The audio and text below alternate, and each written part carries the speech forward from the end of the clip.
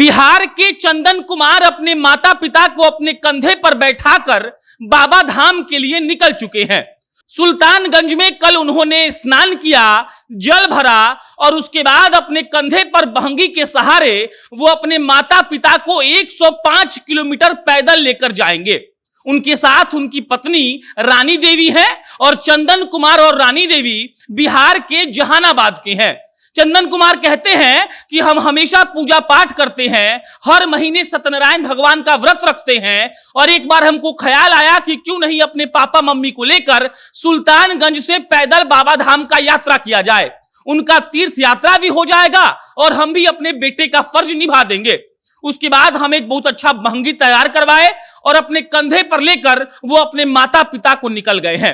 उनकी पत्नी को जब यह बात मालूम पड़ा तो वो कहती हैं कि हम भी सोचे कि इसमें कुछ भागीदारी दें और हमको भी इच्छा था कि हम अपने सास ससुर को अपने कंधे पर लेकर 105 किलोमीटर पैदल जाएं और भगवान जी के दर्शन करवाएं। और उसके बाद चंदन कुमार और रानी देवी अपने 2 बच्चों को लेकर अपने कंधे पर दोनों पति पत्नी बहंगी लिए हुए हैं। एक बहंगी पर उनके पिताजी, दूसरे पर उनकी माताजी बैठी हुई हैं और कल रविवार को वो लोग सुल्तानगंज में स्नान करते हैं, जल भरते हैं और उसके बाद 105 किलोमीटर की यात्रा पर निकल जाते हैं।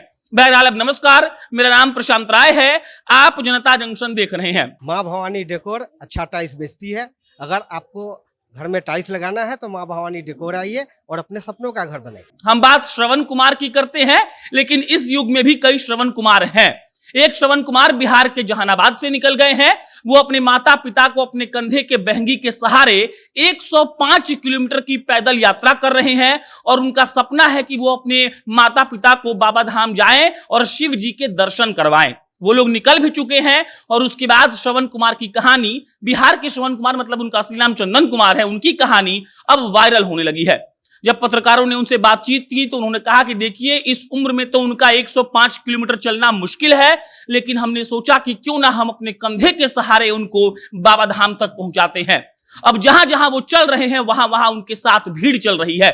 उनकी पत्नी रानी देवी ये कहती हैं कि अब तो लोग हमारी मदद भी करने लगे हैं। हम जहां से गुजरते हैं वहां लोग आते हैं, कभी कुछ दिक्कत होता है तो लोग भी बहंगी को पकड़ते हैं, लेकिन हम लोग ये कोशिश करते हैं कि हम ही लोग उस बहंगी को लेकर चले।